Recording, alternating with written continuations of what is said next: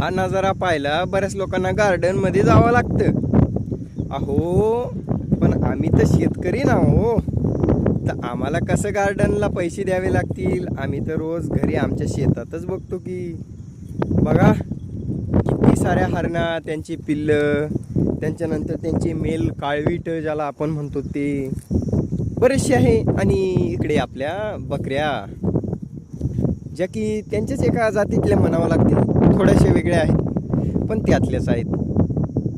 बघा कशा पाहते त्यांच्या दूरच्या रिश्तेदारांकडं.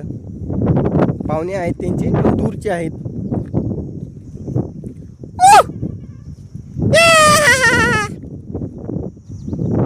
दिसत्या का कशा पळत्या? हे असतं वन्यजीवन. इथून पुढे अख्खा पानकाळा जाऊस तर अशीच मजा आहे आता यांची आणि माझी.